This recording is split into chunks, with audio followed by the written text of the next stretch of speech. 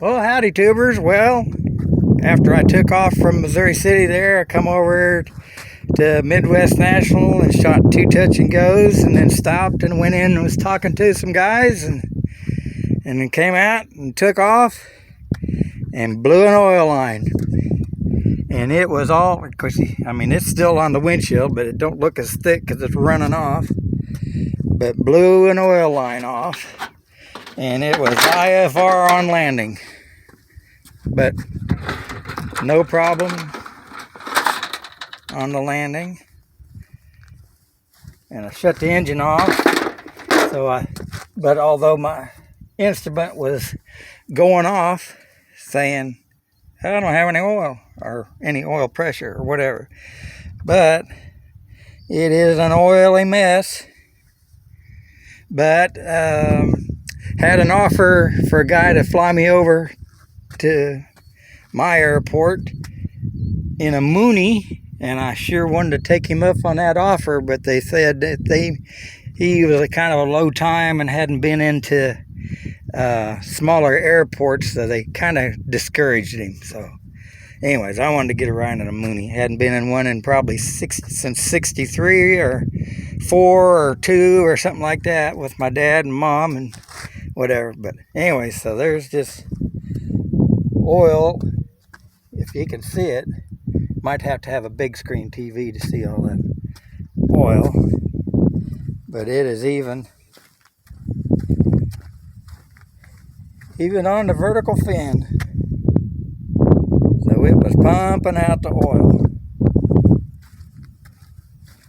It was the oil line that came from the oil cooler back up to the engine.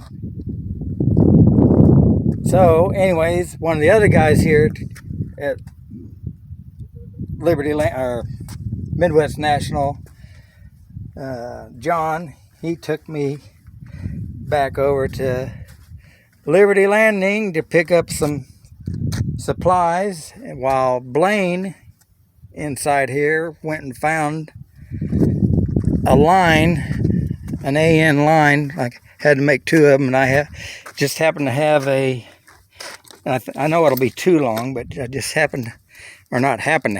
got it in there anyway, a coupler to put these 2 lines together, because here's the one that blew off